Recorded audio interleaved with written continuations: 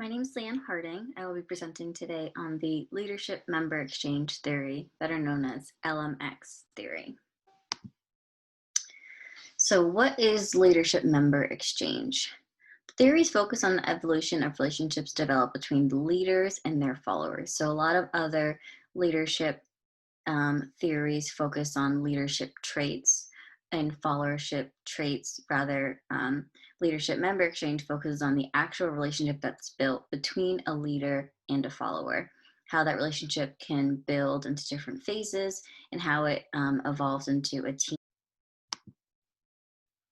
So the in versus the out group. So leader membership exchange creates two subsets of followers. You have your in group of followers and you have your out group of followers.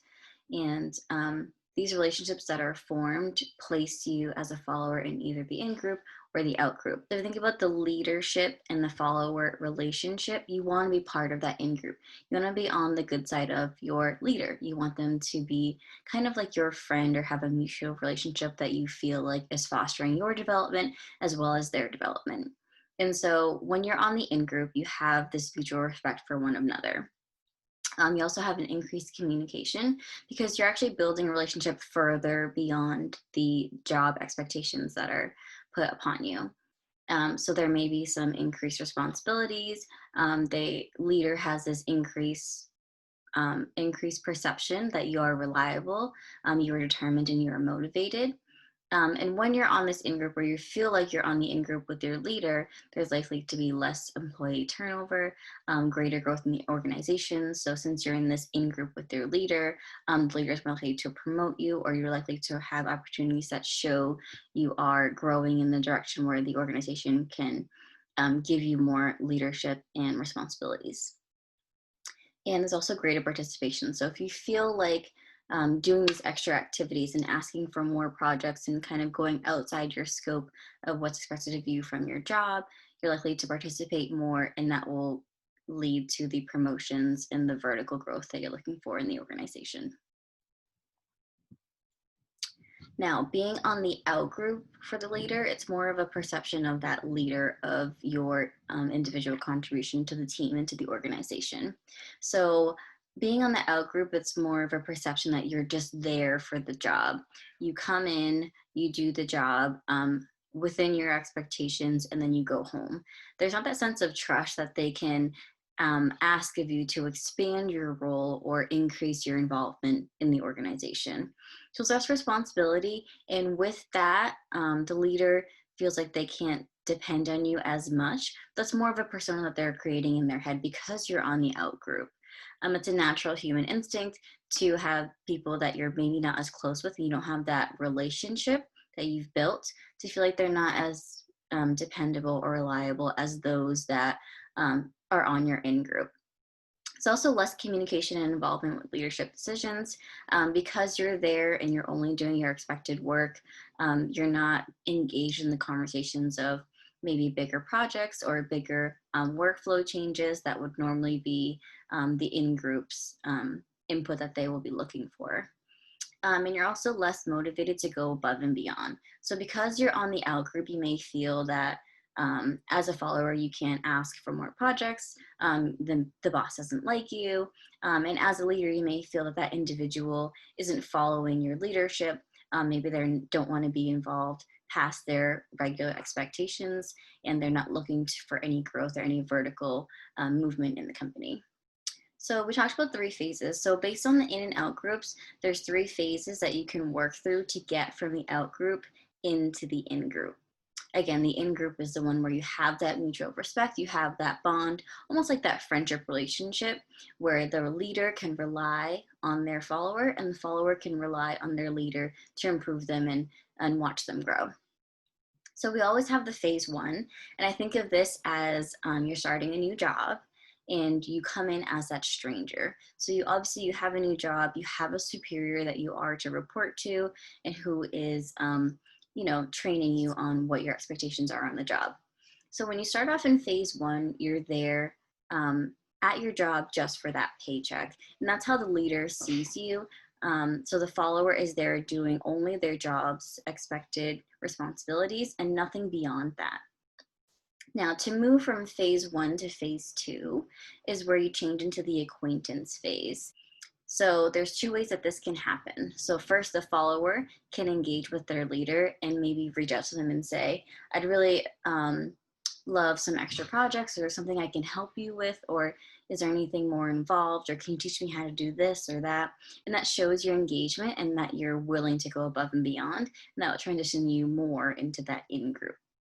Now, it also goes the other way. The leader can engage with the follower and ask them if they're interested in more opportunities. Is there anything that they're interested in learning beyond their scope of their job requirements? And based on their acceptance of that new offer or that new challenge, the way that the leader or follower reacts transitions that relationship from phase 1 to phase 2. So if that follower accepts more responsibilities, then the leader is building that trust. The last phase of this transition from from out group to in group is a mutual trust and respect. And that creates a matured partnership. For the follower, it helps them to depend on their leader, that they can rely on them, they are dependable. And so they have this mutual respect for each other, that they're on the same team, they're on path for the same goal, and they're now transitioning beyond the mindset of, this is my job, this is what I do, and they're moving towards like, how can we make this a better team? How are we going to collectively go above and beyond for our organization? So as a new learner, I apologize for my dog in the background. This is the new work from home reality. How do we adapt to the LMX theory? So as a new leader going into the industry, how do we adopt this theory and put it into practice successfully? So first, it's really, really important to acknowledge your in and out groups. You have to acknowledge who is in your in group, who have you allowed in, who have you allowed to expand their roles and given more responsibility, who have you created a relationship and a bond with beyond work. Once you've identified that, you need to foster and care for those in each of those groups respectively, whether it's the in or the out group, and maintain those relationships, whether it be the out group transitioning them from different phases, phase 1, 2, and 3, or if it's to continue to foster the in-group members and make sure that they feel welcome, that they feel that you are motivating. So it's really important that you actively seek out those in the out group and transition that relationship, so start by asking them if they'd like more responsibilities. You can ask them if there's something that they feel like they are strong in, and that you can maybe give them a project that will, flourish their strengths rather than harping on ways that they can develop their weaknesses. It's really important to create one-on-one time with those individuals in order to foster that relationship, to go through those phases to get to that mutual partnership. And it's also really important to request feedback from your followers. Your in-group is kind of like your posse. They're always going to root for you. They're always going to say you're doing an amazing job. I love our relationship. I love how we communicate. But it's more important to get that feedback from those that are in your out group, so you can transition them into that in-group phase. So you need to know, what am I doing wrong? Is there something that I can help you with to develop you to be, more motivated and more directed towards our common goal, and move those individuals to the in-group?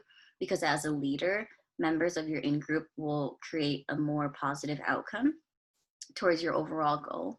So you have more output if you have more members of your team on the in-group rather than in the out-group.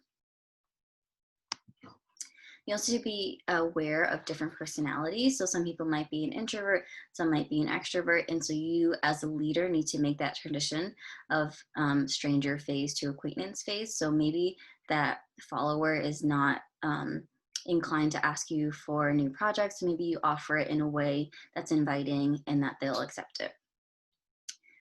Fostering relationships on a personal level. So as a leader, lots of things are work, work, work, but you need to be able to, come down to earth and be human and get that relationship level of knowing that person beyond work, their personal life, their interests, their families, and their motivations.